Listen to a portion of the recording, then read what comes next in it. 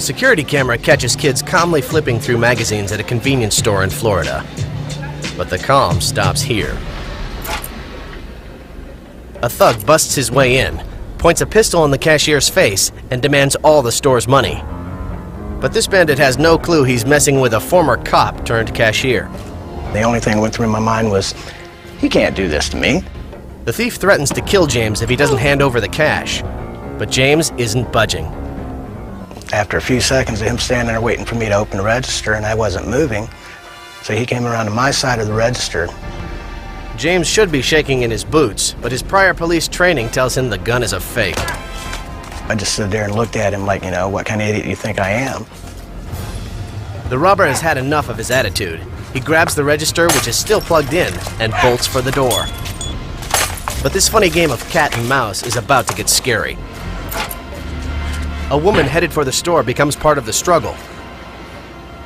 James chases the robber out with a bat, and the woman gets tangled between the two. She slows down James, but he manages to get the guy's license number, and cops are able to catch the crook within an hour. I started thinking about, well, maybe it's time to find another line of work. He should have listened to his gut. Almost 2 years later, lightning strikes again.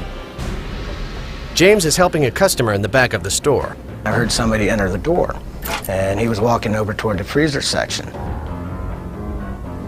A man secretly armed with a .380 automatic begins casing the joint, and it's only seconds before James's police instincts kick in. So I started walking back up to the front to go behind my counter, and the woman I'd been speaking to was leaving. The woman bails, and the bad guy jumps James. He fires a shot into the ceiling and orders the register open. This time, the ex-cop quickly complies.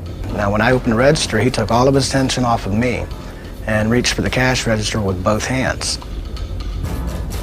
The gunman is so focused on the money, James is able to catch a glimpse of the gun, which he notices is out of ammo. And I noticed that the slide was locked back.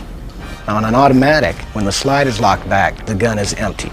So when I realized it was empty, the same thing went through my mind that happened the first time. He can't do this to me. James tackles him, and the thief tries to pull the trigger, but nothing happens. He thought it was still loaded, and he thought he was going to kill me. The robber runs for it and accidentally drops his gun. But when he notices James going back for a bat, the guy is able to grab his gun and disappear. Police are still studying the tape for leads.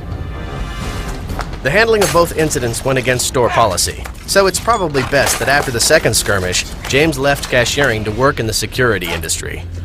I'm just one of these people that reacts to the situation at the time.